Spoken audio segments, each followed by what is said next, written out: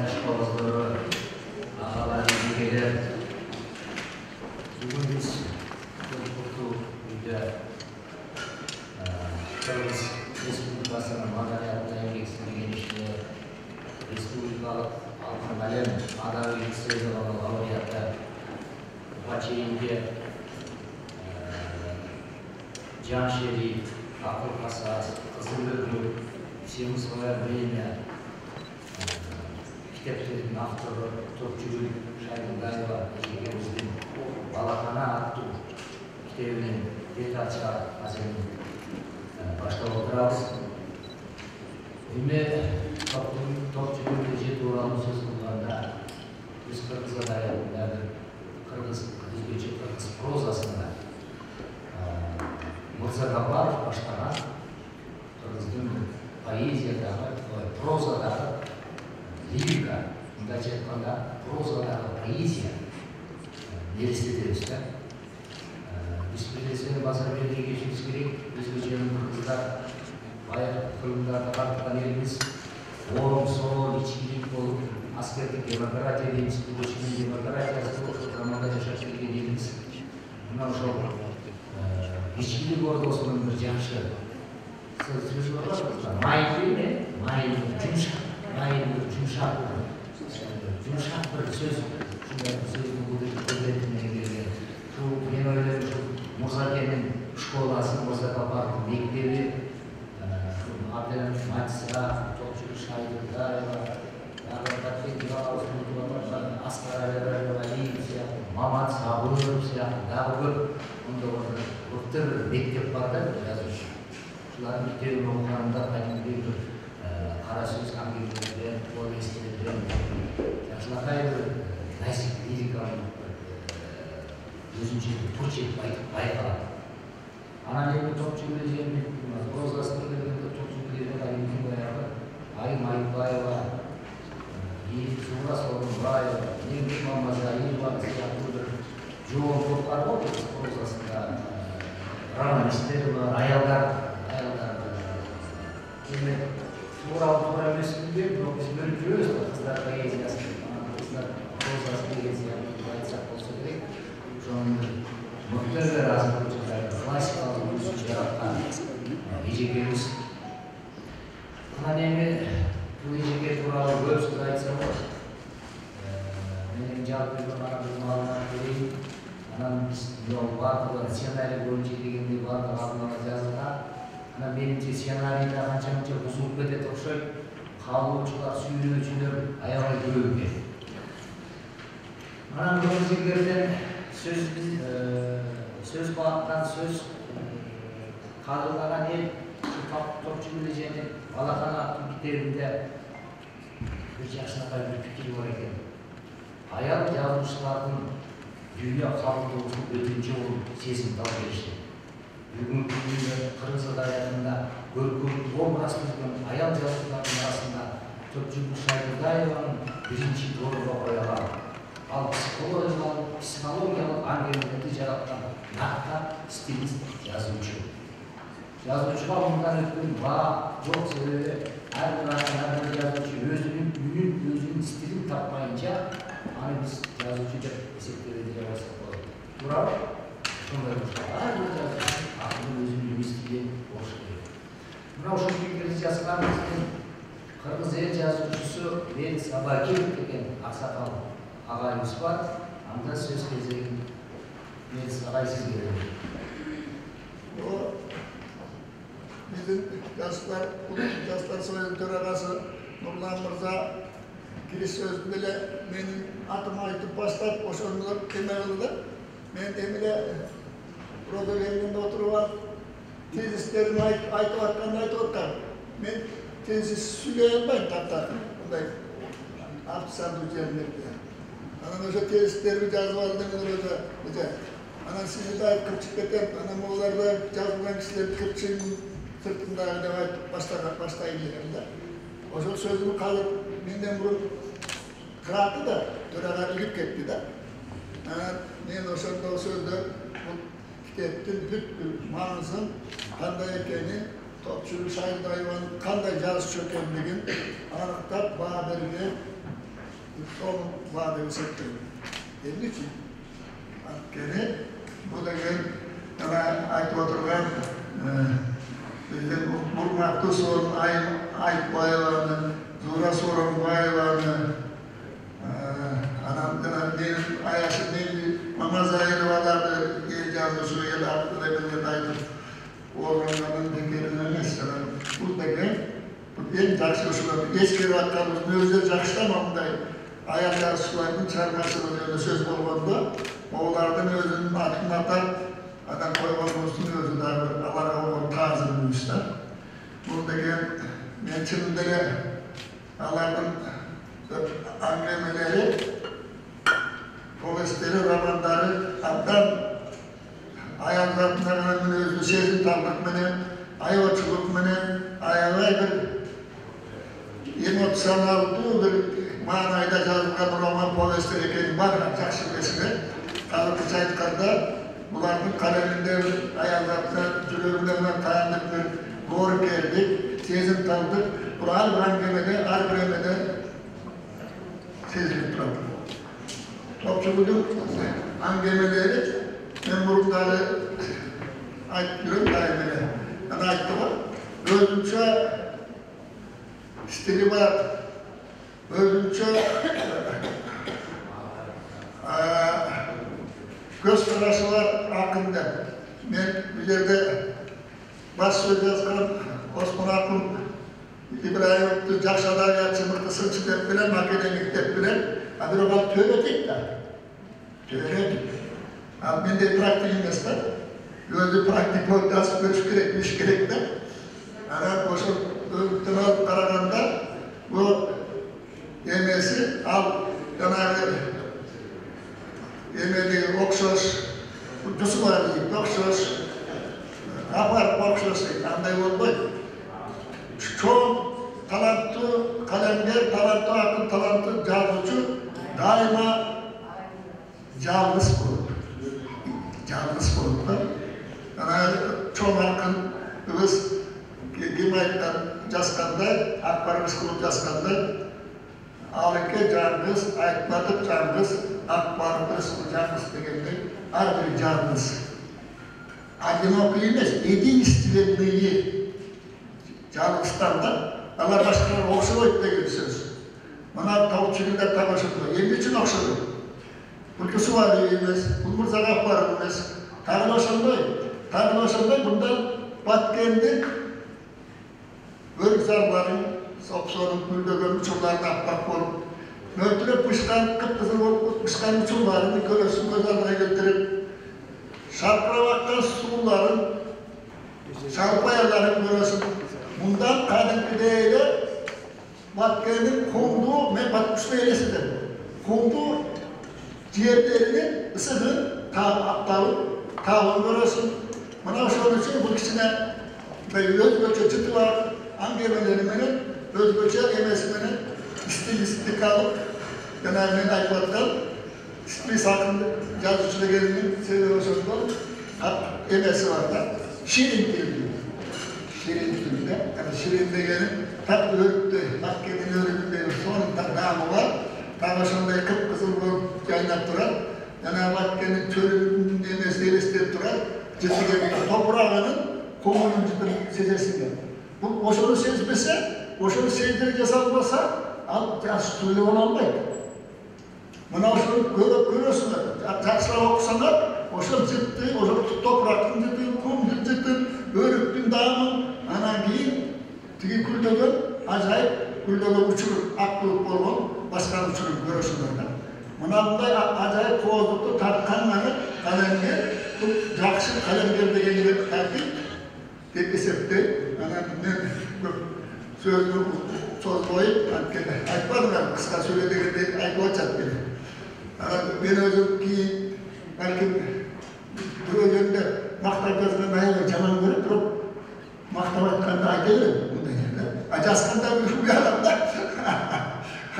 Ki belki yazıp verişi bıktım ama, jakşıra yaptım. Bir de jakşıra, kulay buyursa.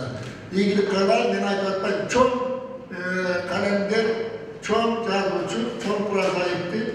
Şu jakşı ilgilinin kutlar koyuyor. anda filoloji ilimlerinin doktoru, profesör, Uluttuk İlimler Akademiyası'nın akademiye, Uluttuk İlimler Akademiyası'nın Türkçülük bölümünün prezidenti değiliz, başçısı değiliz ve belgili adaletçi, sınıfçı, membercesinin masaleni konuştuğu gerek Memleketlik Katçı İnstitutu'nun klasik bölümüsünü gösterdiler. Osman Akın İbrahim babası hazırlayız. Teman-teman secara atas peraturan ini, toplum sahibi ve vakil prezentasi sebagai musyawaratan bizim aynen başta kızlar poeziyası boyunca uzki spesialistliğe kızlar prozası tutulmasıdır. O başlıyor. Şimdi ikinci analizden çıldırında bizde kızlar o 60-70 yıllardan başlap adamımızın prekraslı sonuna uzmanı cuma hakkını şeyi doğru. Ama şu 60-70 yıldan başlap bütündü Kırgız kızlarının kız gelinlerin tohumu adaylatı geldiğinde özü çok görülmüş Yevliye ama sonra benim şarkıcım Ayıplayıcı ve çok doktorluk dissertasiya jasadı, jaqtadı. Anneannem benim ayıplayıcının jürü oturup böyle olsa kızlar da anlatıda, kız gelinlerdi. Bugünkü okuya toplumda şarkıda yapılmışlardı. Ben bu kitapta o yazmasında okuyup anam şu başlığı yazdım, çok kanatlandım yapacaktım. Yazdım sebebi bu kitap benim düşündüğümde bundaydı. Ülkeden bazı aslında çağlarında çoğun kalıp kitapı böyle roman yazdım dedi. Sınıfta uzun ayetleri şu 90 yılların başında roman stal zayıfken talbıydı. Gördüğümüz var roman yazdı. Hazır ettim. Burada soğuktu gördüğümüz işte roman diye özü adaylık değil, çekkin şehir romancası gör, dersini düşünüş gerek, gör dersini yürüyüş gerek. Annemin gör romanlarda okumadığımız şimdi kanında söz var, praval dedim. Bol dağlıkta, Carabayar'da, Vasat'ta çekmiyorlar, Arabok kadar dedi. Anam romanı soruyor, yok. En tatlı azaldığı biri prozalar, bu Argeli.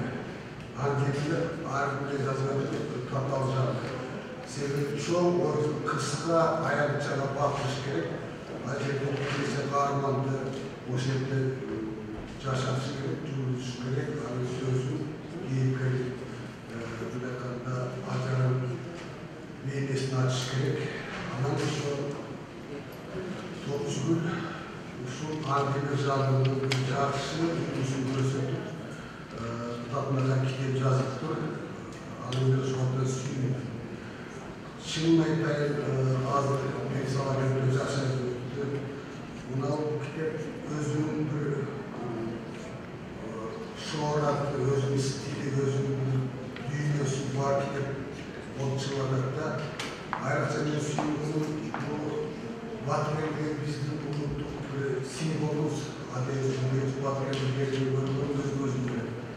99 yılına bak birinci Batı'nın canlı sonuçlarının canlıda Oşan'da Kırgızistan bayanın Oşan'ın kulübede birbirinin Türk'te oturan Kırgızlar var birbirinin Yunanlar arasında Müslüman oldu. İki maçta dövülüp ağzı tutulunlar var Batı'nın garatları Batı'nın garatları buna ki biz Kırgızlar şunu değiliz.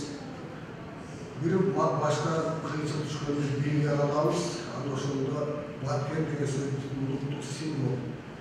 simbol единственности Akdeniz okullarında Ananın Batı'nın neyli özgürçeği dışında da bunların özünün humoru var, özünün detanda diyalekti var mı detanda.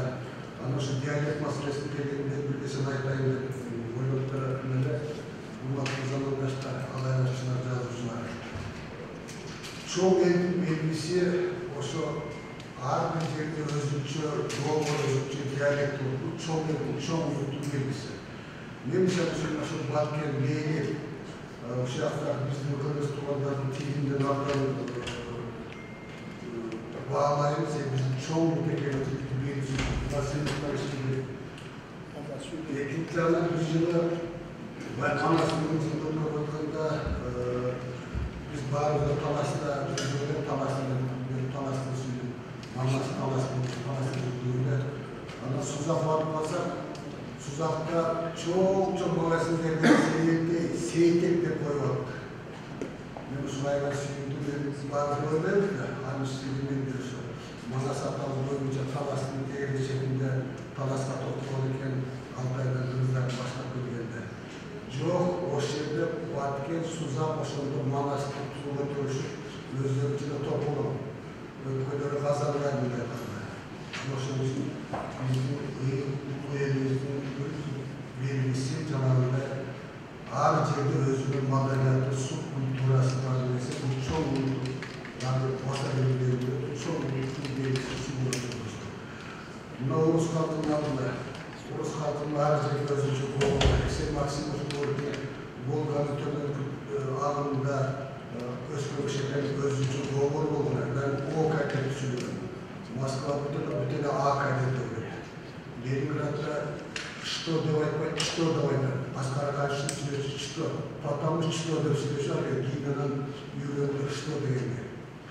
Aytay'ın degenim 9. sana çok rahmet. Oşo Batken'in halkının tipin, kovurun, sonun emresinin yanında üretçi ve kulturasını şu kitleleri çıkarmıştı. Buna kalkın durakta, buna oldular. Bu birincisi, ikincisi. Bu bizim Kırgızlar'da devletten kalkmak biletler çok uzun tradisiya sağladı. Bizim adaylıkta hanımlarında büyüklerimiz yazılan var elbette. Jönögren işleyken zamanın belgesi, zamanın titanlarını kurduğun adaylatsız anı bilesikler, ora elin talasında birbirinin suyu birbirinin taptan su altında toğuların resimleri. Aytmat en son romantika okuyanlarda talada, aramada, yol olsa elin talasıyla Mişek Kötürüncü Kırgızlar'ın arasında kurgun, o sosyal topçuluğun Türkmen adından suyun meselesi olsa bunun adamların Jönögren Karşı Teknolojik Cenab-ı Sınırları ilişkilerinde farklı kerarlarının çalışan elinde koşulundaki kişilerin cümle zamanlarında yine ilişkileri var. Jönögren özünün adam emriminin taza, pakize yaşadıkları adamların cümlesinden çıkarımlar var. Niye böyle Topçuluk bu kitabı Kırgız prozasında Burgu Gündü Kırgız adaylarında özgürce açılmış, hakkını diye davaylardı. Anadolu Topçuluk tutuklayın özgürce Cumhurbaşkanı'nın yaratasını Cumhurbaşkanı adaşlıkla adaylıkların özgürce olan adaşlıkla edildiğinde bir Cumhurbaşkanı edildi. Özgürce edildi. Buna çoğu insan kuvvetli cüsü var. Buna geldi hukukunda ağlayızlık cüsü var. Biz de adaylıktan özgürce insan, özgürce figura. Razı yaşanan yaşıyorsundan bakacak. Diyorum sen üstün adayla küçük ciddi alayını mesela talasını yapın, alayını cerinde konusunda insanlar boşandı, yaşar. Özgürce cümle bunlar. Boşandı özgürce cümle Kırgız adayları klasik olmalı. Boşandıktan adayları şuna girseken, öldürgesi kusurda şuna girseken, bozduğum ise özgürlüğün çoğundan şiirinden anlaşmak gerekiyor. Böyleleri tuğrak bana, böyleleri doğuşlaştırırken yoldan adaşıp, Jaksın'da kalan özgürlüğü olmadan çoğunluğu olmadan mümkün. Boşandıktan buna balakana değil, gidip, bugün Bektaşar'ın casanatlarımız, Akçoğlu'nlarımız, Akçoğlu'nlarımız, Akçoğlu'larımız, Topçulu Sakar'daki duvarki geçmiş, özgürlüğün şekillerinde şu yolumuna taşıma, hakemi yazılanı toxtatma. Anın başkanından bizde aklını cazımız kızlarımız, aksadamamızda proyektleri hükümete boşunluğu alayı taşlatma için. Boşunluğu sunmayla şu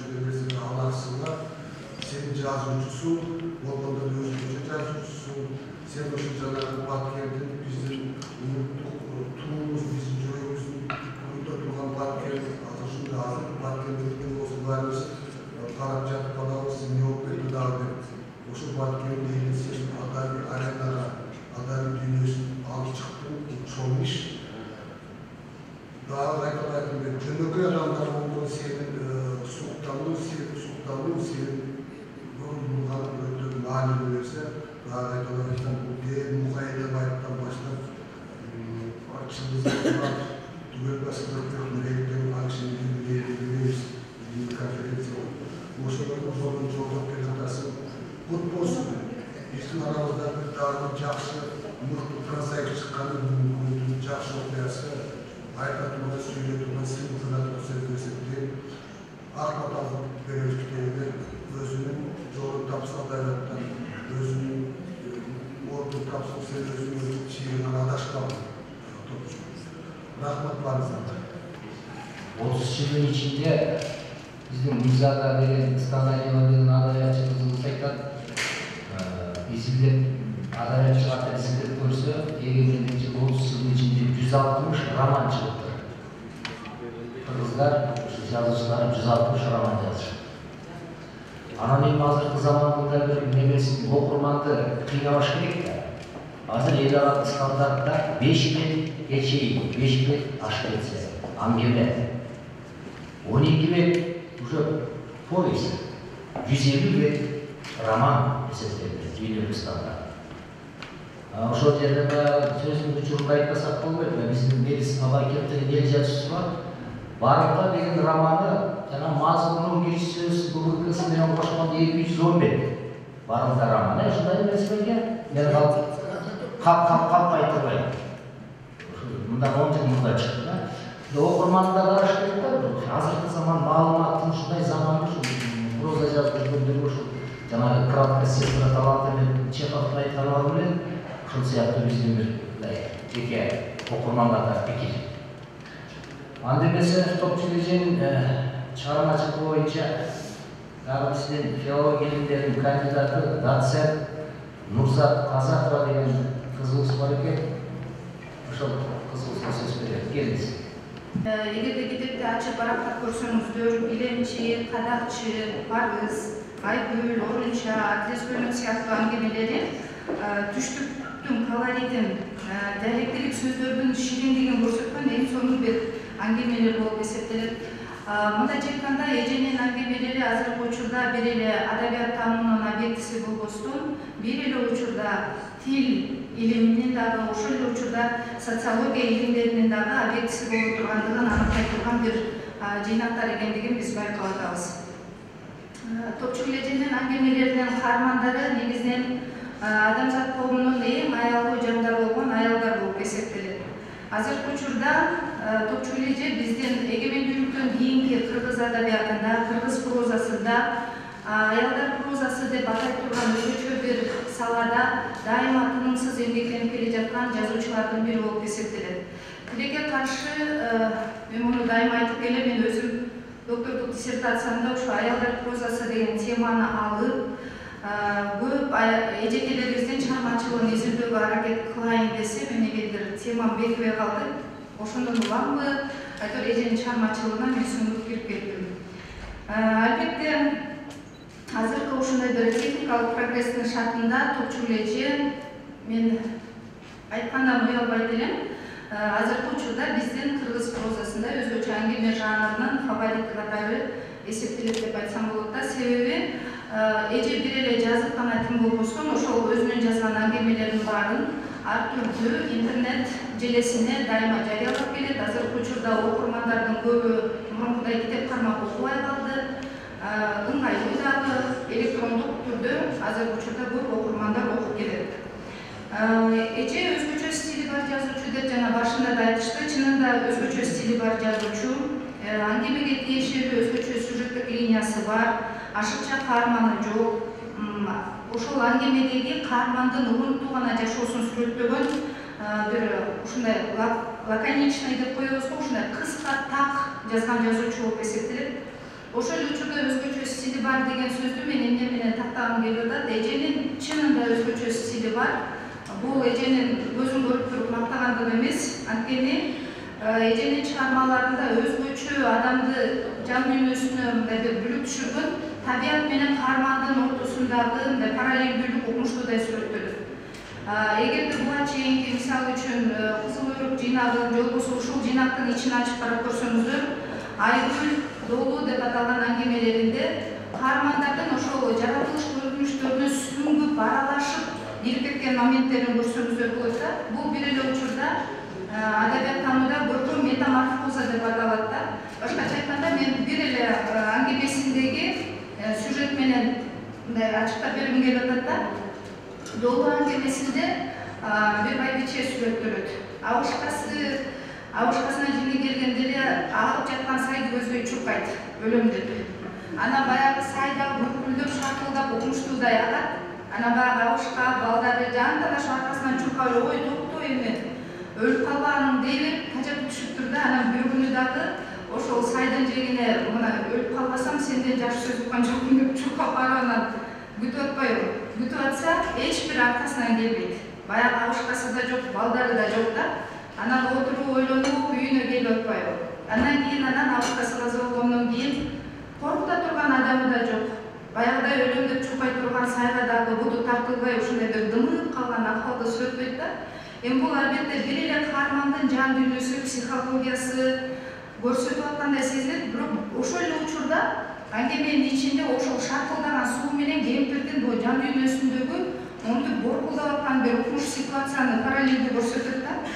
Андан тышкары, мисалы үчүн, эженин стилине дагы бир мүнөздүү нерсе подтекст аябай күчтүү. То есть чыгарманы окугандан кийин сөзсүз түрдө аркасында эмне жатат? Подтекстти колдонгон жазуучулардын ийгилиги ушунда да, бир окуяны берет, бир каармандын окуясын мисалы үчүн, же бир сюжетти. Ошол аркылуу бул жерде эмне катылган? Ойлонуш керек да. Мына ошонун менен ал классикалык чыгармага айланат деп ойлойм да. Эгерде жазуучу болгон нерсени ачык эле берип салса, натуралисттик сүрөттөлөр көп болсо, албетте кызыгуу да болбойт. Бул жагынан алып караганда Топчу Эжен ошол чыгармаларында подтекст күчтүү, өзгөчө Кара туман деген аңгемесин алсаңыздар, аттиң деп кала турган жерлери көп да. Андан тышкары мен айтайын дегеним, стилине мүнөздүү дагы кыргыз лексиконундагы айрым сөздөрдү жаңылады, жаңы сөздөрдү кошту деп айтсак болот да. Мен Эжен чыгармасын окуганда, орунча аңгемесин окуганда аябай ойлонуп калган себеби, орунча деген сөз, эгерде бир үй бүлөдө аял киши каза болуп калгандан кийин балдарын багуу үчүн дагы бир аял алган эркектин абалын сүрөттөйт да. Ал жерде көбүнесе өгөй деген сөз аябай орой, одоно угулат го. Ошол өгөй эне деген сөздү орунча апа, менин апамдын ордуна келген апа деп кабыл алат экен да. Мына ошол орунча деген сөзү аябай жатты. Мен азыр албетте бул сөздү көп колдонбогонго аракет кылам, өгөй дегенди көбүнесе орунча, орунга, апасынын ордуна келген аял деген сөздү ушундай бир жандандырганына ыраазымын да. Экинчи бир жагынан, мисалы үчүн, китептин аталышы балакана деп турат. Бул аңгемени окугандар түшүнөт. Эже аялдардын, кыздардын, келиндердин жашоосуна байланыштуу көп проблемаларды ачып берген жазуучу да. Анан кээ бир аялуу темалар бар, көпкө жарыя кылбай турган моменттер бар. Ошол жерге келгенде, мисалы үчүн, кыргыздардагы бала жаткан жерди балакана деп. Мындай кечирип коюңуздар, оройлук болуп кетер, жатым деп айтат, бирок ошол сөздү слышится грубо очень, бирок сөздүк корубузга ушул балакана деген аталыш менен киргизди окшойт да эже. Эженин табылгасы да ушунда. Мына ушул жагынан эженин стилдик өзгөчөлөнүп турат да. Андан кийин дагы бир моментке токтолгум келет. Эженин чыгармаларын ачып караганыбызда сөзсүз түрдө бир предметке көңүлүбүз түшөт. Ар бир чыгармасында бир предмет бар. Эми ошол предмет тууралуу мен бир Чеховдун айткан сөзүн айткым келип атат да. Чехов адабиятчы Александр Лазаревке жазган макаласында мындай деп жазыптыр да: если в начале пьесы на стене висит ружье, то оно в конце пьесы обязательно должно выстрелить. Атыш керек да, акча курал жөн эле илинип турбаш керек. Ошол жагынан алганда эженин чыгармаларындагы предметтер башында жөн эле көрүнөт, бирок аягында прям композициялык мындай чыңалган жеринде окумуштуудай ачылат да. Мисалы үчүн ошолорго Гилемчи Турдунун окуясы мисалы. Азыркы учурда мисалы учурунда азыр мисалы хендмейд деп колго жасалган буюмдар аябай баалуу болуп калды. Азыр ушундай болуп калды. Бирок орто жерде бир ушундай бир боштук пайда болуп, ошол мезгилдерде мисалы элдин колунан жасалган нерселер анча бааланбай калган да. Ошол эле Турдунун окуясы, ар түрдүү шаймандары менен эч нерсеге жараксыз болуп калган ачуу окуясы да ушул жерде окумуштар предметтик көрүнүш менен берилет. Андан тышкары Чыныкүл аңгемесиндеги кемпир жанагы орунча кемпир болуп жүрөп акырында өзүнүн эскирген керебетине келип көз жумушу дагы аябай бир аянычтуу сүрөттөлөт. Ал жерде дагы ошол керебет жанагы предметтик бир кароого алынган нерсе болуп саналат да. Анан Келин-Таш аңгемесинде көп нерсе бар. Ал жерде бүгүнкү учурга тиешелүү мигрант темасы да бар да. Анткени Жыбаргүлдүн күйөөсү Самидин ошол чет жерде акча табам деп иштеп жүргөндөрдүн бири да. Башкача айтканда, Топчубек Шадыбаеванын чыгармачылыгы тууралуу айтканыбызда, биз кыргыз адабиятында деревенская проза деп айтсак болот. Деревенская проза деген түшүнүк бар да. Айыл желгесиндеги аялдардын проблемаларын сүрөттөгөн мыкты аңгемелер болуп эсептелет. Ошол эле учурда бир эле айыл желгесин эмес, ошол эле учурда бир эле өтүнүчтүү эмес, бүгүнкү күндө да чагылдырган. Бүгүнкү күндө да жанагы мигрант болуп өз үй бүлөсүнөн алыста жүрүп оокатын кылып аткан үй-бүлөлөр тууралуу да чагылдырган нерселер бар да. Жалпы жыйынтыгында мен эженин чыгармалары жөнүндө айтканда ушундай бир өзгөчө стили бар. Кыргыз лексиконун байыткан, кыргыз лексиконда эскирип колдонулбай калган сөздөрдү жаңыдан кайра алып чыккан. Ошол эле учурда көркөм метаморфозасы да күчтүү, подтексти да күчтүү, психологиялык кырдаалдары да мыкты иштелген чыгармалар деп айтар элем. Акырында эжеге чыгармачылык ийгиликтерди каалайм. Рахмат. Söz süre turan Raşat Amanova degenimiz var. Şu özünçe adabiyat disiplинlерді, аңгемелерді бұларды жазып жүріп, бұның да айтып месапылезен шереп, орыста бір өмеде іштейдіген жетім балдар үйінің башқысы болып іштейдіген жетім қананы. Ошон атайын орыста olmuş керектер. Ошон қызылысқа сөз көреlim. Raşat Amanova, кел ал. Нол калемдер сайты бир конкурс жүргүзүп, ошондон аңгемелер талаштаныш боло баштады. Анан Чыныкүл дегендин авторун деле билбей, укмуш чыгарып калды. Ошол Чыныкүлгө бүйөрман боло баштадым.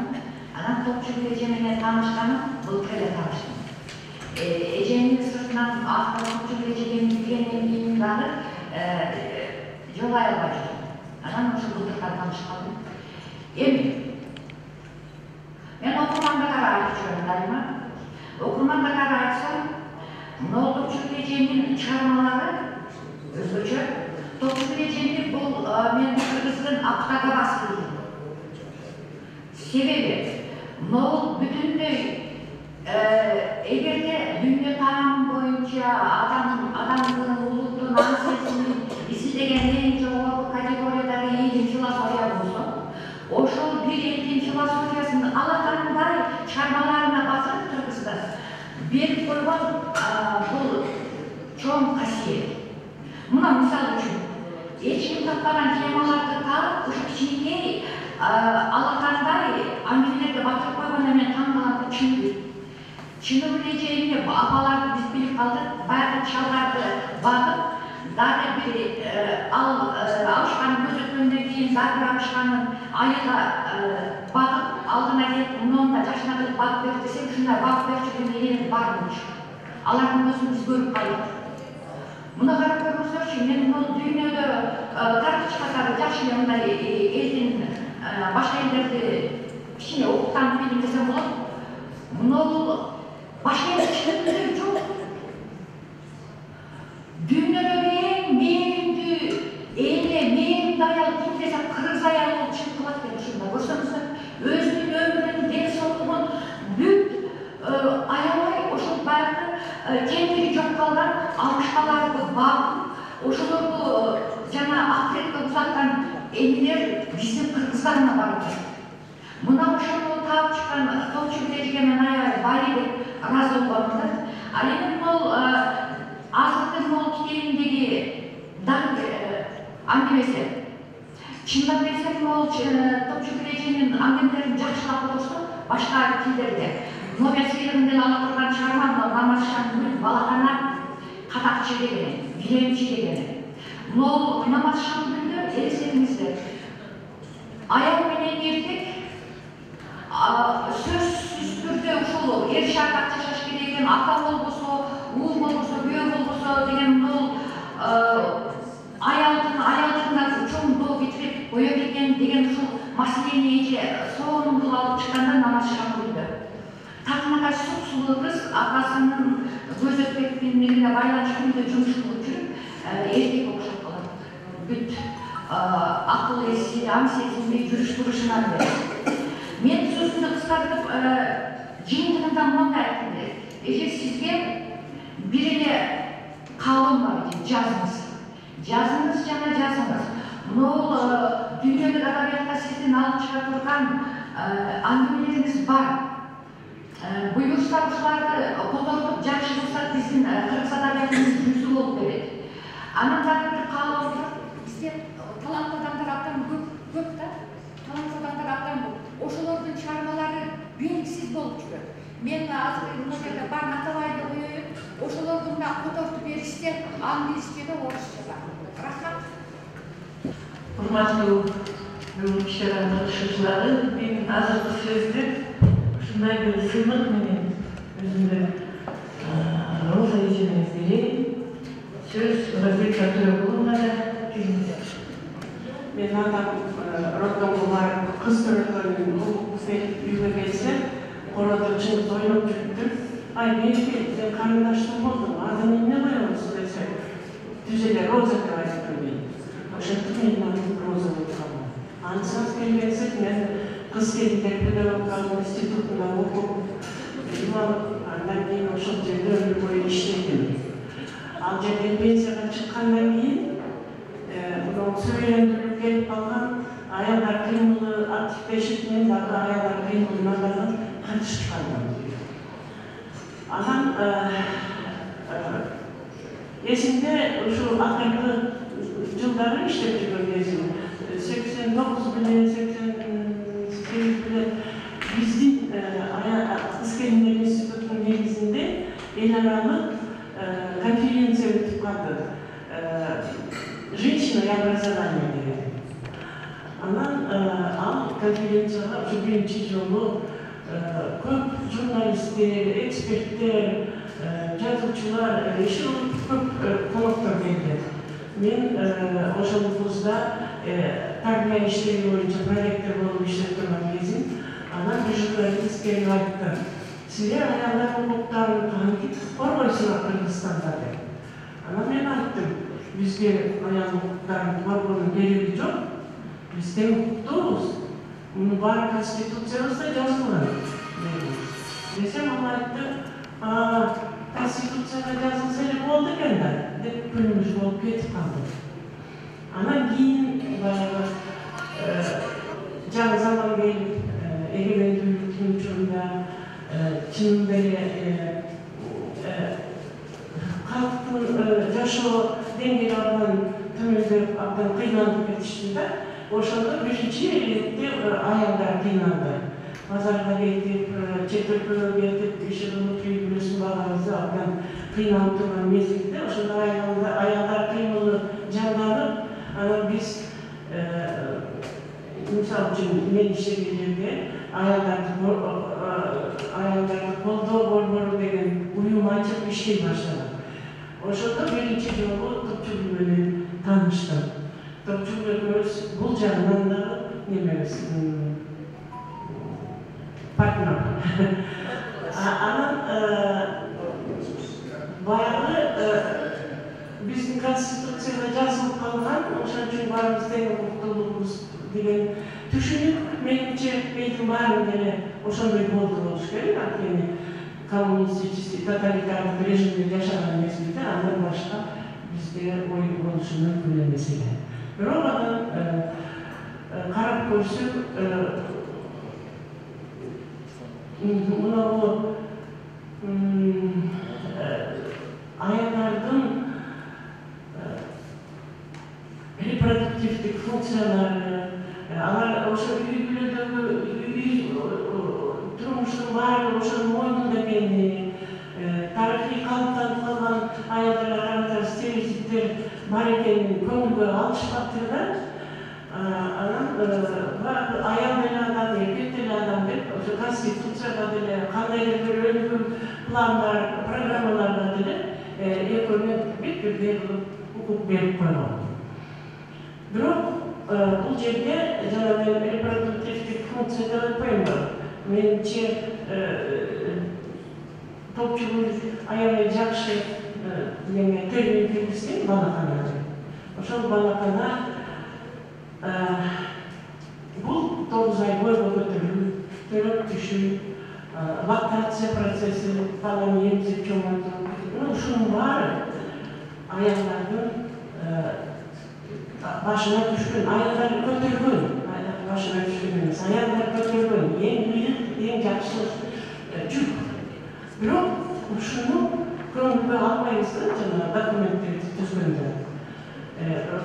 Ушуга байланыштуу аялдар немеге муктаж, жардамга, кандайдыр бир көтөрмөлүккө. Ошон үчүн биз гендердик мектеп ачып, анан ушуну окута баштаганбыз да. Ошол мезгилде топчулуктун китеби, кызмет ошол менин колума тийип калып окусам, демеле сонун кылып баягы совет мезгилиндеги аялдарга карата формалдуу теңдиктүүлүктү көркөм түрдө жазган экен. Анан биз ошол гендер мектебине китеп чыгарып, окуу китебин чыгарып атканбыз. Ошого бир топ аңгемелерин киргизип, гендер мектебине келип окуган адамдар ошол аңгемени окуганда, эми чынында ал аңгемени окуганда, мисалы үчүн, мен Мураттын кишилер бар совет мезгилинде жашаган кишилер көздөрү көрүп баштады. Мен деле ошолорду окуп атып эсиме түштү. Биз таласта турдук. Ошол таласта мисалы үчүн партияда өлүп болсо, ошто пахта таласта тамеки, ошого аялдарды карачыңыз. Жаш балалар нормада сен жумушка чыгасың, колхоздун алдынан карайсың. Мен гана немелер менен иштеп жүрдүм. Бир топчулуктун эмесинде бир аял балам күн менен этип деле уктаган да жокмун, балам ооруп атат, ишке барбайлы десем, бригадир болбой, сенин балаңдын ооруп, башынан ооруп, ишин жок, колхоздун планын аткарыш керек деп жумушка айдап кетет. Андай учурлар көп болгон. Мен дагы эсимде ошо тамекиде иштеп аткан келиндердин кайненелери балдарын алып келип, түштө эмизип, кайра алып кетчү, талаага келип. Ушундай, ушул эми конституцияда жазылган тең укуктуулук, бул формалдуу тең укуктуулук. Чынында аялдарды сверхэксплуатациялаган эмес. Анан ушул мындай эле жөнүн айтсам, көп түшүнө беришет да. Анан топчулуктун аңгемелерин окугандан кийин чын эле ушундай турбайт деп анан баа беришет. Ушул жагынан мен абдан баалайм. Бир жагы, анын экинчи жагы дагы мен көңүл бурганым, мындай темалар бар. Аялдар өздөрүнүн, мисалы үчүн, аялдар мен оорум, аялдардын оорусу, эмне үчүн айта албайсың? Эме, балакана соргон аял. Же болбосо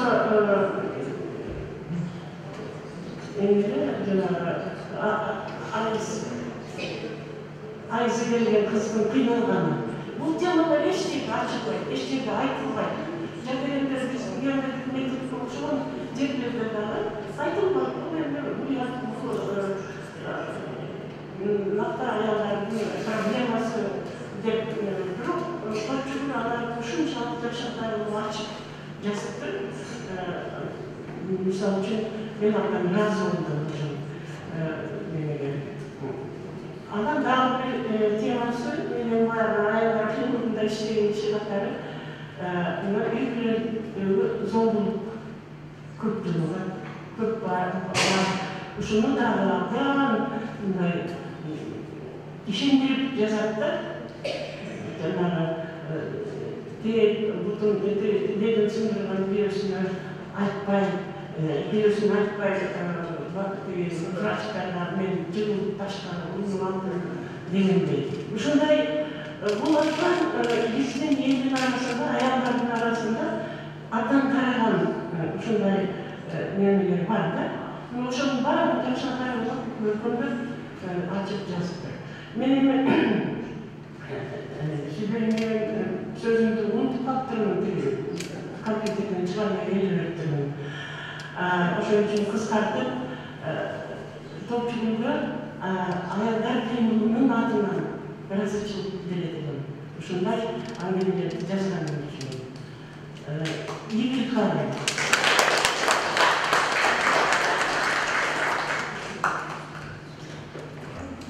Bizdeki süylü turanlarla çeviriz, jürün sebepleri bugün gelmeye baktı. Anan sözlü, anan bir ötünüç, kıska, muska söz söyleyip verseniz de. Mesela şimdi Karakoca doğru başından biz jakta Aytor degen sözü aytып düşünmesek. Biz Bişkek'te okuduğumuz yaşlarına var. Aytor degen sözü aytsak bizge taң kalıp kalıp Aytor degen söz. Aytor şonda öğrenmesek.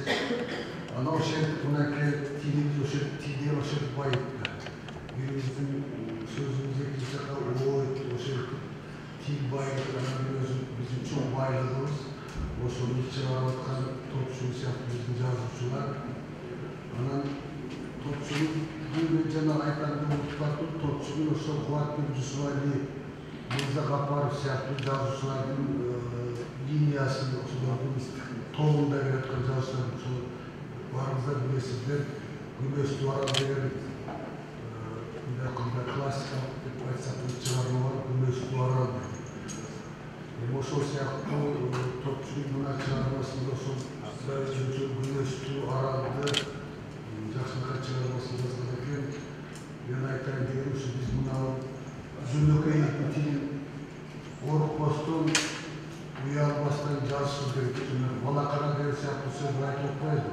Ушул сыяктуу сөздөрдү тартынбай туруп биздин адабий лексикага абонуп кошуш керек.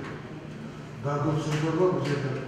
Batkent'lerin ödü sözü var. Ege Rahmetli Jolon Mahmut tamamlamak söz ayettiler. Ege bir gelmat süylөгөндө түшүнбөй атчу задегенден өзүнүн тили бар да, егени тукан өзүнүн тилинде сүйлөгүчү да, түшүнбөй атчу сөзүн айтып атасың деп. Анан Оморсуктун Жолон Mahmut айткан, ушул эгембекке ушул бат диалектен келип, ушул биздин адабий тилде үйрөнгөн үчүн ыраазы болушу керек деп. Азыр эми мынакей теледен карап турсаң, ушул баткен ушул диалектте биздин кадимки биздин орток тилибиз адабий тилибизде сүйлөп атат. Мынакай тилибиз баазы мындай эме болуп турукташып, адабий тилибиз тарап, бир тилде сүйлөп калдык. Жана аралашып отуруп тилибизди кабыл алып отуруп, бир адабий тил калыптанды. Мен ушул көңүл көңүлдөч жанагы патшаны чыгартып Aytor'un sevdiği ошол bir timiz kalıptandı da ошондон сүйүнө турган нерсе бул процессти колдошубуз керек. Ошондуктан урматтуу жазуучулар элдин сүйлөгөн сөзүн тартынбай эле адалетке киргизет. Бул сөздөргө эскертиптер жанагы айрыкча кадасы деген чыгармада ушундай тилде сүйлөп каагандарчы өзүнүн айылынын ошол жердин говорунда сүйлөйт да. Öte kızıktуу жанагы колоритный тилде öte жакшы. Жөнөкөй тили деген мунун тили болот. Ошондуктан топчулукка дагы жолу рахмат айткым келет. ошол элдин тилин биз дагы абаракка кошуп атканыбыз чоң рахмат. Мамлекеттик кызматкерлерин да, маданият кызматкерлерин ошол жергиликтүү ошол жерде иштегенде анан ушинтип айтылып отуруп биз Баткендин портретин алдык эле да. Себеби Баткендтерден мындай маани чыгарып, ушунчалык бир жакшынакай бир таттуу шийлик менен эчим айтып бере албайм. Ошентип Баткен азайкасын чогулттук эле. Ошондо топтугул жөнүндө көбүрөөк сөз болгон. Мен азыр мына кетти окуп атып, карап атып дагы ошол ойлорго моюндум да. Топчугулдөгү мындай авторлук нерсе эмне жагат бул? Мээнеткечтик жагат. Бул жалпы Баткенге мүнөздүү көрүнүш. Ушундай мээнеткечтик. Биз баягы бир сөздү жактап алып айта берет элек го, 1% талант анан 99% эмгекте. Ошол эмгек 99%. Анан адам дайыма мындай узанып жүрсө, уландан улан жаңы идеялар пайда болуп, ал такшала берет, толуктала берет, байый берет. Ушул китептен жана буга чейинкилерден Топчугул менен ошону байкадым эле. Топчугул менен адам катары сүйлөшө билсем да аябай жакшы да. Социологияны айтабы, педагогиканы айтабы, гендер маселесин айтабы. Кайсы маселе болбосун, өзүнүн көз карашы, анан өзүнүн жакшы түшүнүгү бар. Ал түшүнүк мындай жалпы адамзаттын түшүнүккө тиешелүү, ошону байыткан түшүнүк. Мен ушундай китеп жазганымдан орто жерден Топчугул илимде жүрдү, изилдөө иштеринде жүрдү. Орто жерде бир 5-10 жыл китеп жазбай калды. Ошондо биз тынчсыздандык эле. Биринчи андан кийинки китеп жазып турганда аябай кубанып кеттик. Топчугулду жоготпоптурбуз деп жана Топчугул кайра айылга келип кошулганда аябай мындай бай, жакшы келди. Баарыбызды кошуп байытты. Мына жерде өзүнүн баш сөзүндө дагы Осмонакул Ибраев жазган экен, психологиялык. Биз кыргыз адабиятында, кыргыз прозасында айтып келгенбиз, психологиялык изилдөө бар, тиги же бул деп мисал келтирип келди эле. Бирок конкреттүү ушунчалык мындай сүрөттөө, жүрөгүңдү оортуган сүрөттөө, ойлондурган сүрөттөө, айылда ошол катарында жашап аткан кошуналарды башкача көз караш менен кароо, ошол нерсе ошол Топчугул түрдө да дайыма. Мен бир алтын жөнүндөгү аңгемесин окуп аябай таң болдум эле да. Өздөрү адамда айтып коюшат го, адамда аябай эки чоң энергетика бар, адамды акылынан аздырган деп. Бул энергетика бирөөсү сүйүү, бирөөсү байлык, алтын. Мына ошол жөнүндөгү алтын жөнүндөгү аңгемени окуп, мындай кадимдей бир тагылганда ошол нерсеге көзүм жеткен. Бул деген адамдардын психологиясын билүү, ошону кайра чечмелеп берүү. Айрым билгенче өзүңдүн кемчиликтериңди көрөсүң, кээ бир адамдарды окуп атып. Өзүң жөнүндө ойлоносуң, басып өткөн жолуңду ойлоносуң. Китеп ошон үчүн жазылса керек, ойлонсуң, алдыга дагы максат койсуң, тегерек чектен карасың деп. Мына ушул нерсе Топчугулда аябай жакшы ордонгон. Мен орто жерде биз ойлодук эле, эсиңизде болсо керек, бул орус адабиятына тийиштүү болгон баягы деревенский прозадан кийин анан урбанизация болот деп, анан урбанизациясы да болбой калып, орто жерде баягы поселковыйлар башталганда, биздин адабиятта да ошол нерсе орун алып кеткен орто жердечи. Кайсы объект кайсы экенин биле албайсың да, адамдардын турмушу жөндөп болуп атат, адамдардын мамилеси болуп атат, адамдар кайсы объектиде жашап атат. Каерде алардын айылына чөйрөсү кимдер? Ошол нерсе мындай табылбай кеткен да. А бул жерде өзүң мындай айылга сагынычың болуп турса, ого бетер күчөйт. Айылга барып келсең, ушул армандар кайра көз алдыңа келет. Анан азыр эми бул саясат эмес, конъюнктура эмес, бирок аялдар маселесине көңүл бурулуп атканда, аялдар, жалаң аялдар жөнүндө мындай аялдардын турмушу, алардын жашоосу, алардын ан сезими, алардын болгон билген рахаты жана азабы жөнүндө ушул нерсе толугу менен аялдарга арналгандыгы менен дагы көңүл бура турган нерсе. Мен Топчугулга ийгилик каалайм, жана ушул калемдешим катары, мен жакшы көргөн сиңдим катары, мен мындай ийгиликтердин албан көбүрөөк болушун каалайм. Топчугулдун бере турганы көп. Коомдук ишмер катарында бере турганы көп, социолог катары бере турганы көп, а жазуучу катары эмне бардыңыздар, күбө болдуңуздар. Рахмат. bu yerde Topçugül'de söz bolada, Topçugül'ün qoğumdaki, adabiyattagı, ilimdeki oğlu yönde Güzel Yaxina degen Tatar ayağının romanı çıkan bestseller oldu. Oşol kitapti karab oturup Tatar adabiyatında Tatar turmuşun, Tatar'ın janagı turmuştagı predmetlerin üydögü bayağı üçöncüktөгü oğattарын bardın tek orusça oturup oyturup tadına kayıp yazgan eken. Ana bu Topçugül'ün жазгандарында ошо турмушту өзүндөй кылып бергендиги бизди абдан шыктандырат. Ушу менин ойлойм, ушу Топчугулдун таасири менен адабиятка кирип келдим деп ойлойм. 60-та эми социолог катарында биз коллегабыз турмушту тереңизди деген Илимпоз анан өтө сезимтал кыз экен. Мен мынчалык сезимтал адамды көргөн эмесмин. Adamlarda bir bölgede skaniyavat etbat ile portreti takip etken. Anam kaysı turmuş olmasın, kaysı yaşam olmasın, yeni görse, oşonun bir başkaca özünün kategori aparatına boşalttı.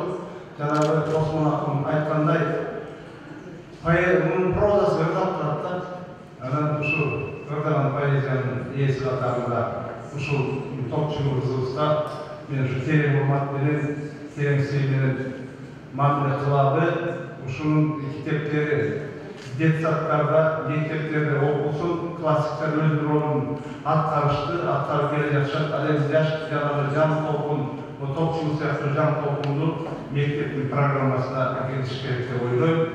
Men özümdagi bir-iki çıkarmasın detsatlar janağı bala bakçaga barıp okup bergen. Balдар, кичинекей балдар düşünüp atar. Oşolar ayıp bersen şıktanıp, kulaklarını deleyip, gözleri çek-çekip alıp uvatça.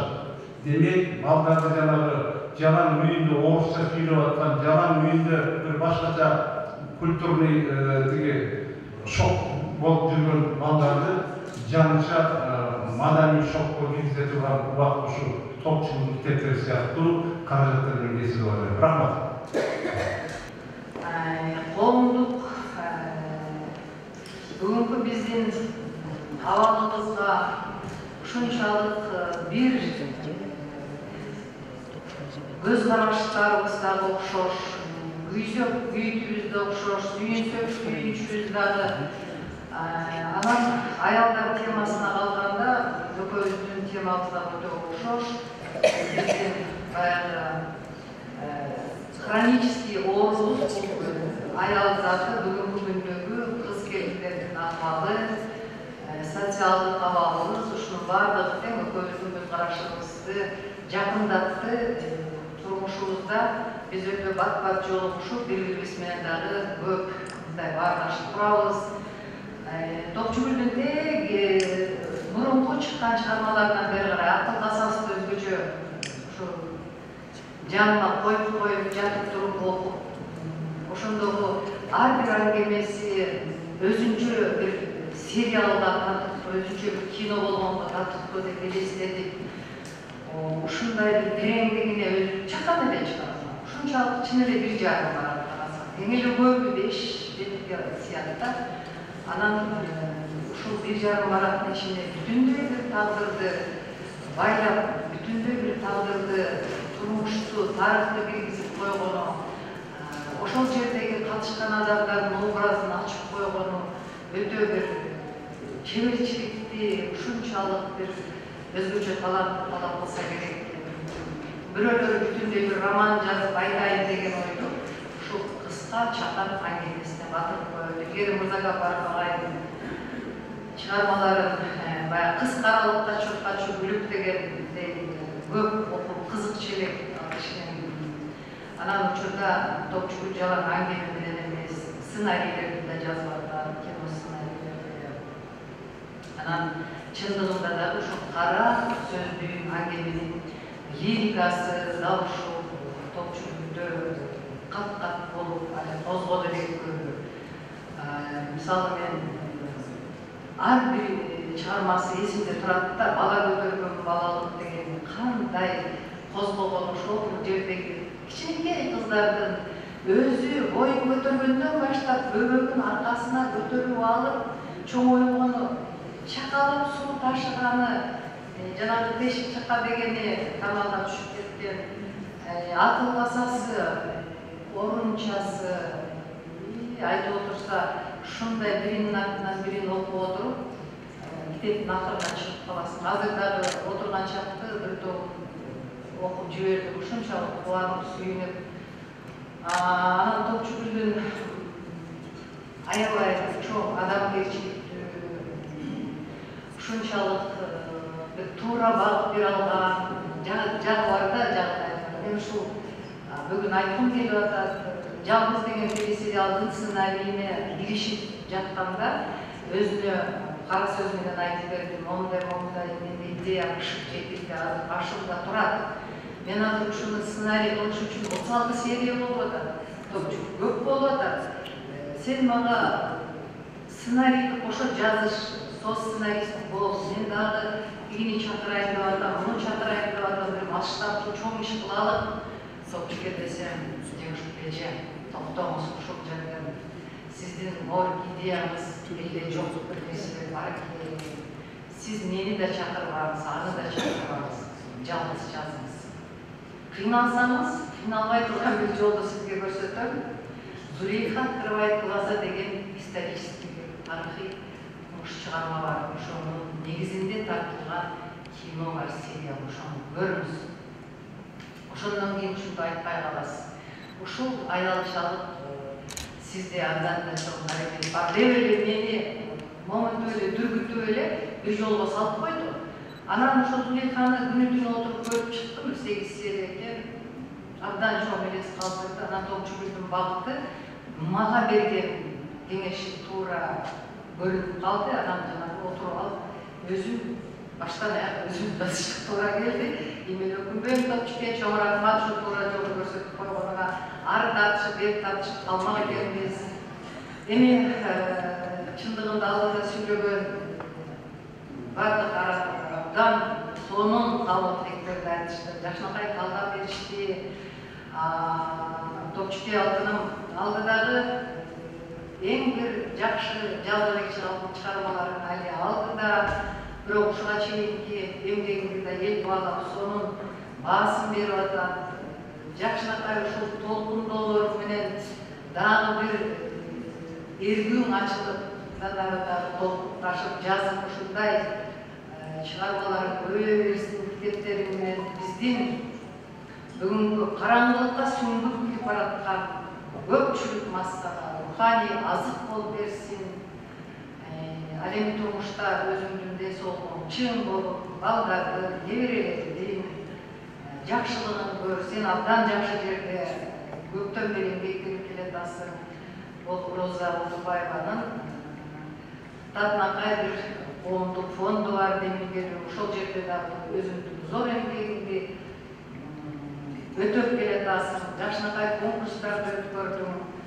Мен ийгилик каалайм, аманчылык каалайм.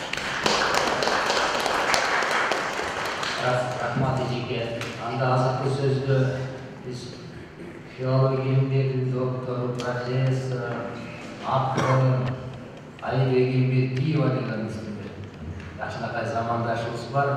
Айна. Топчук эже ушундай өз аты менен ушундай эркелетип замандаштар айткан эже ошого татыктуу кайсы мундун өкүлү болбосун эженин чыгармаларын деген абдан жакшы көрүп окуйт. Өзүнүн теңдештери дагы, калемдештери дагы, кийинки окурмандарыбыз сыяктуу ушу Айгүл гүлдөгөн тоонун боорунда чоңой өскөн эже кийин адабиятка бүтүндөй ошол өрөөндүн демин, жылуу илегин алып келди.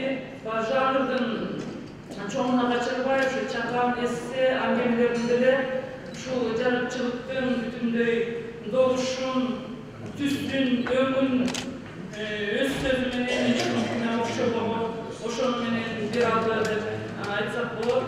Эженин аңгемелериндеги сюжеттер көңүлгө кыттай уюйт, эсте калат.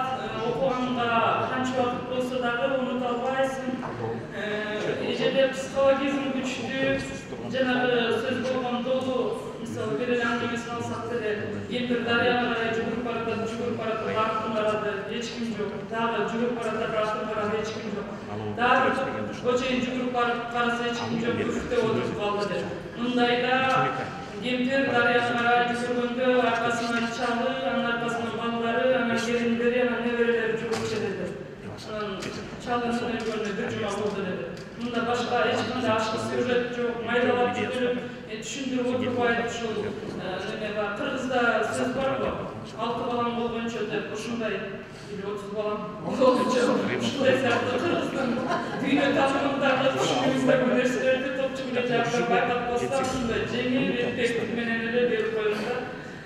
Anam topçu bileceğinin çıkarmacılığında bütündüğü doğurdun degen kartinası tartılganda Kız Börük degen kitabının baş sözünde bir yazganı var. Şu apam kalfoz menen jaştaş taqdirlaş boldu. Kalfoz tüzülgön жылы төрөлүp, kalfoz tarap ketken жылы жарыкчылык менен коштошду. Апам kalfozsuz жашоо кандай болоорун көргөн да жок деп жана ошол энеге болгон сааттык түшүнүмдө ошол Кыз Бөрүк деген китебин анткени ошол колхоздогу ар бир турмушту, ар бир көрүнүштү, ар бир көндүм эле нерсе, бирок биз майга деген нерселердин баардыгын көркөм образдар менен абдан жакшы берген. Ошол китептеги мисалы колхоз деген Кыз Бөрүктөгү колхоз деген аңгемеси план, апалмочунда коммунизмдин оттору, шайро деген бар эле, кызыл үй деп айылдагы китепканалар жөнүндө ушул советтик турмушта, анын ичинде кыргыз турмушунда ошол доордо эмнелер болуп өтсө, ошонун баардыгын деген өзгөчө көз карашы менен, андан дагы аял затынын көз карашы менен ушу бүтүндөй бир доорду абдан элестүү чагылдырып берген. Анан эженин тили жөнүндө жогоруда да абдан жакшы сөздөр айтылды. Тили абдан ширин, говордар, ошол эле учурда деген абдан маалыматтуу жана күтүү деген аңгемесинде чоң эне менен небереси чатырдын үстүндө какчайып өрүп жайып отурушат. Ошондо бардек деп ошол ичинен данеги чыгарылып салынган өрттү бардек деп айтышат экен түштүктө. Ушул сыяктуу кенедей бир күнүмдүк окуяларды сүрөттөп баратып эле ошол элдин менталитети, маданияты, дүйнө таанымы, ошол нерселер жөнүндө Баткен элинин ушу акын чагылдырып кете берген да. Ушул нерсени айтсак болот. Анан негизгиси аялдардын жан дүйнөсүн буга бүгүнкү балакана китеби дагы мисал. Ушундай деген эженин чыгармачылыгында деген көркөмдүк, ошол учурда ыйман, ушул жанагы балакана деген аңгеменин өзүндө деле эне менен баланын мамилеси, диалогу, ошондо дагы эненин тартылуусу, ушул эле нерсени Кыз Бөрүк деген китептин башындагы баш сөзүндө апасы жөнүндө эже айтат. Ыйманы ушунчалык күчтүү болгон апамдын өмүрү өтө өткөнчө атам ушунчалык сыйлап, анан эң кетиричип болсо ошонун баардыгын деген эң эле мындай неме менен күч менен 6 баласын чоңойтуп ушул кыргыз аялынын образына чыккан. Анан ушул мында типтүү образдар көп. Биз ошол эженин эле каармандары деп түшүнгөн нерселер, алар жалпы кыргыз дүйнөсүндөгү аял заты. Анан бул жагынан эженики деген кайсы мезгил болсо дагы окула берген турган чыгармалар, анан прозадагы өрдөп атабыз. Биз жакшы көргөн жазуучулар Мурза Гапаровдун чыгармачылыгын салыштырып атабыз, дагы башка нерселер. Анан эже жөнүндө жазыла турган, айтыла турган сөздөр дагы алдыда деп ойлойм. Жеңишкүл эже жогоруда айткандай, эже деген негизгиси адамгерчилик деп ошол дагы абдан чоң нерсе. Игилик кылайм, топчу эже. Топчугүл бул Баткенчи деген бир түшүнүк бар. Баткенчилик деп Баткенчилик. Анан Баткенде Манастын бадамы бар. Batkende ayki to var. To ana ayki kuyu da. Bunday neresi hiç yerde yok. Kırgızistan'ın var bir yerde. Benim aslında Manastın badamı degenini görecek benim. Yani Manastın badam var. Anam, ben o şu badamdan boz deyip kaldım bile. Anam, Haravak degen yerde Muzaffer Hüsönüf degen bir ağabeyimiz bir yeremetçi yasap koymam. Anam o şu derge nuke sende lukkan olsun gerek daim cazlarını gelip İsa'lık etkile. Tamagaşı menden bulut. Catakana menden. Taza var. Onlara sonra gelip cazan cihattım. Jirgap İsa'lık çarına cazın etkiledi. Dinamistiklerden elbette kolu gibi tasarı galiba. Bırak o şu Batkençi degen emne. Bu Batken degen kanday düğünü. Anda kanday adamlar yaşaydı. Bu şu bizden bir kız adayatında açıldık oldu. Topçugul açtı. Mırzake çek buçkağının görsötüp, sevval kişi üzdüm mayalı. Noylu tuğanlarımız da zardalga çeyim var.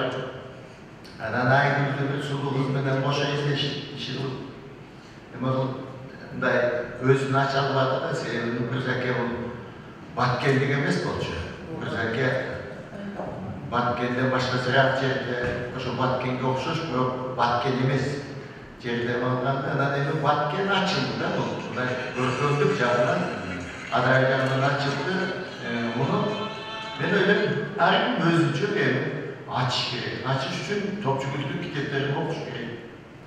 Topçu Kültür Cenabı oyuncalara iyimlediğini düşünüp, Çinli Kültür'e nemli. Buna Çinli Kültür kayısı Kırgız ayağına şurada yerlikli cesayalar. Cesayalar geçecek. Ama Çinli şu Batken'in bana toprağından çıkan Çinli ayağı, ulu ayağı say. Bugün insanlar evet olduran şu Batkençi degen özünce düğününü bolğun özgöçölüğünden açıp vergen topçuluk sen çarpasılığına iyilik Cenab-ı yetişti topçuluk ilim yandan emalsandan olmak çok iyi derece yapmak alacağım derece yapmak çok görgümlük çağına gelip çok açılış hesap koydum bu yakşı. Azrem Kırgız angemesinin Rönesansı oldu. Gece Abdülkerim Murat'ın dostumun angemeleri önünde de vay toplumdan bir yarım saat gep bulavuz dedi, 3 saat gep kılıp anam oturgan göçük ödülü olarken bayağı ciliydi tuttum topçuluk rahmet koyalım. İşin iyi olsun, anam doğru Alakanandığını okuyacak mı? O seke bayağı olacak başlayacağız, o seke çok işe yazmak gözümde. Значит, bu senin o şunlar klasik serden tasarından hoşlanan belgesi şu. O sekenin baş sözünde de hatta portföyde klasiklerin katarındasın. İmkan klasik katarı yazıyor, Cermasının örgünleri hoşun. Az dünyada şu an hit bolup Harari degen futurolog çıktı. Oşun bojamol boyunca жақын келегі 60 жылы электронымыз doğru адам кемшілік азаяды эгоизм индивидуализмді өйеді баяғыда біз зоморотқан рухи дүние андай биіктігінде болды ушул 50-60 жылы Хараринин божомолу боюнча 3 эле маданият жашайды шоу маданият коммерциялык маданият анан электрондук doğru байланышпайт калгандары жок болот деп азыр Япония менен Кытай ар бир операны, драмды видеого жазып атат. 50 жылдан кийин жок болсо балдар өсөш керек. Ошондой болгондо кичинекей кыргыз элинде мындай китептин чыгышы жакшы самалып, эже куттуктайм. Мен бул китепти окуй электим. Мурунку кызыл өрүктү окугам. 3 эле сөз мен даярданып эмесмин. Биринчи эженики классикалык аңгемелерден алсак. Аңгеме деген аңгемелешүү да биолог болуш керек. Менимче эженики новелланы несінен оқысында, шындай тұрмада. Екінші, притча сияқты. Тиктокта өтік, елдіңгі уақытты өнемдік, Қырғызстанда ең активті инсанның бары, жігерді инсанның бары интернетте отырышады. Олар ұзақ несен оқпайды, қысқа несен оқпайды. Еженеке ошо лайықты притча сияқты, шонысы бара жағады. Üçüncü жағдай, bir sözмен aytқанда, Топчугул Шайдулла эженин китеби бул Баткендик айылдардын галереясы. Кыз да бар, келин да бар, кемпир да бар, байбиче да бар. Бул кыргыз адабияты үчүн чоң табылган. Ошонун автору биз Баткен десе бир өзүнүн бренди бар. Баткендин айылчы гүлү, Баткөндүн гүлүчү, Баткөндүн өрүгү, анан төртүнчүсү Топчугул эженин аңгы.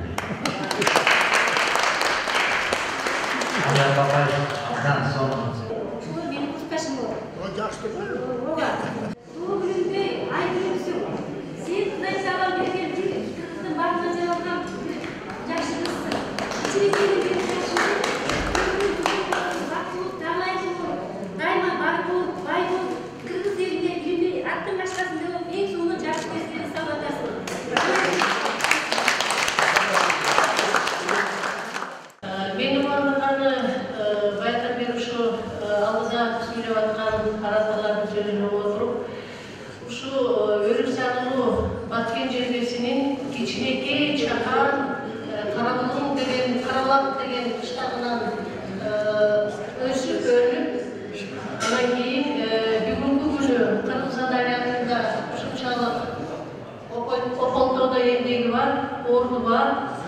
Жана Мелисага айткандай накта стилист жазуучу болуп калганын сүйүндүрүп атат бизди. Топчугул менен биз 4 жылдан бери кесиптеш болуп фонддо эмгектенип келатабыз. Фонддо кылган эмгеги, фонддук иштерде жасаган иштери Ополтодой, айтып турса абдан көп убакыт алат. Биз бүгүн ошо фонддон мындайча айтканда 4 күн катары офисте иштеген кызматкерлердин баары келип куттуктадык. Абдан кубанычта болдук. Эми Топчугулдун баягы маған өзүмө окурман катары жакканы эмгектери абдан чакан кичинекей, чоң эмес. Анан кийин анын ичиндеги баягы мазмуну өтө зор, көп, ёмкий деп коебуз айтканда. Ошонусу менен жагаттар. Биз Топчугулдун кээ бир чыгармаларын проза кечеси деп дагы 2018-жылы көргөнбүз. Биздин Кыргыз улуттук филармониянын кички залында. Андан кийин Баткен жергесинде жердештерине да барып көрүп келгенбиз. Ал жерден жанагы Каражазды, Доолу, Кандоргатын деген чыгармаларын ошо Абдымомунов атындагы улуттук академиялык драма театрынын артисттери ошондой спектакль кылып, театралдаштырып, жакшынакай кече өткөрдүк эле да. Эми мен ишиңизге ийгилик каалайм. Чыгармачылык ишиңиз жолуңузда болсун, калемиңиз кулчуй берсин. Фонддун атынан, Россатынын атынан, фонддун жамаатынын атынан сизге ар дайым аманчылык каалайбыз. Бар болуңуз. Курмандарым, досторум, эжекелер, Муза Төрөкуловна, баарыңыздарга чоң рахмат. Бул чоң да эмес, кичине китепке ушул тушуусун кесип бердиңиздер. Рахмат. Осмон Ибраим, сизге аябай чоң рахмат. Мен бул китепти чыгарганда эми жазып чыгарып отурат азырда. Ойке качыңыз. Баарыбыз эле чыгармачылыкты эмгек берип сыноо түшөт экен. Толкунданат экенбиз. Ар кандай мындай сезимдер болот экен. Мен ушул китептин кол жазмасына Осмон Ибраимовичке алып бардым.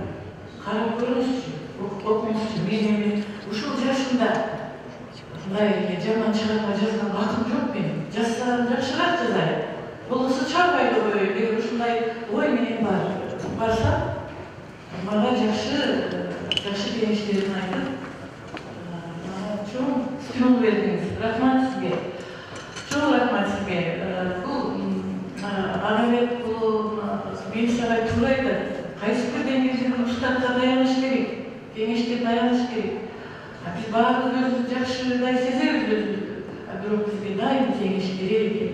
Сиздердин бүгүнкү пикирлериңиздер мен үчүн абдан баалуу.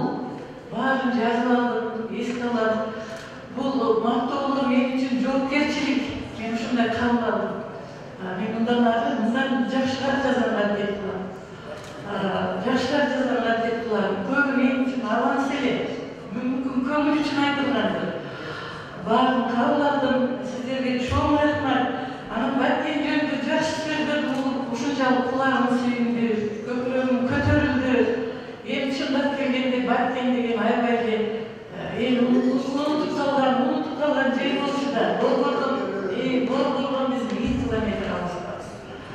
Анан туура багындасыздар, биздин элдин менталитетибизби, азыркы тил менен айтканда, боору дейбизби, маданияты дейбизби, айырмасы бар.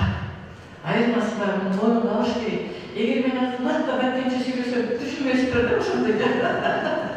Илгери башка ачкан көз эч ким жокто. Баткенче сүйлөсө делет. Анан кээде бирөөлөрдүн көзүнчө жашынын сүйлөшүп келгенде да Баткендикине өтүп кетет. Кыскачылар бул тилдин бирок ичинен ала турганы бар. Биздин адами Баткенче сүйлөп койбосун.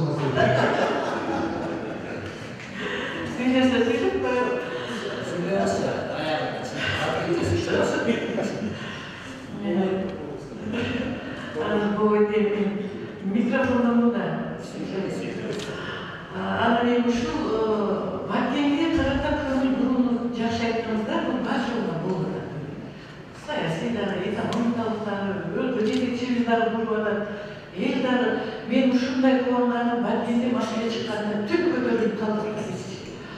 Анан ушул чынында Баткенде маселе көп, абдан маселе көп. Анан бүгүнкү сиздердин мага Баткен жөнүндө айтканыңыздар, мен дагы Баткен жөнүндө көбүрөөк жазгым келип калды, көбүрөөк айткым келип калды. Ошол эле. Баарыңыздарга рахмат. Кудай баарыңызга ден соолукту берсин. Чоң рахмат.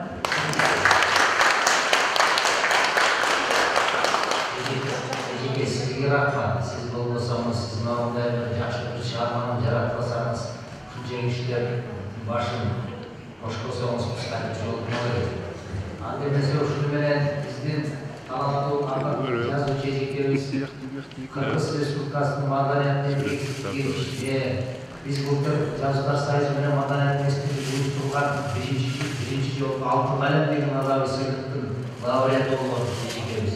Ал жерде фамилиясы жок болчу, чыгармалары эле кирген. Жанагы номер цифра менен келет да, 1-2-3-15. Ошол ичинен Казакстандын бир добуштарды лауреат болгонбуз. Алтын калем адабиясынын лауреаты. Анан илим бозордо сөз барбы? 5-чи доктор деген бар да, Кудай бизге келечектеги кыргыз эл жазуучусу болсун. Сизге узун өмүр, чың ден соолук, үйүңөрүңүзгө тынчтык, анан өмүрүңүзгө береке, эң негизгиси Кудай таала калемден айырбасын, өмүр берсин, ден соолук берсин. Бардыгыбыз